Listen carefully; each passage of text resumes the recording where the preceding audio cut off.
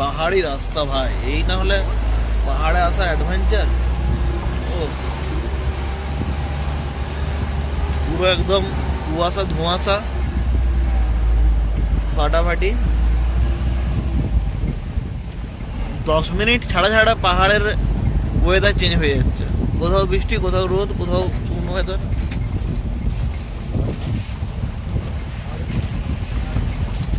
হেন্ডাই high করবে এ মিঠুন,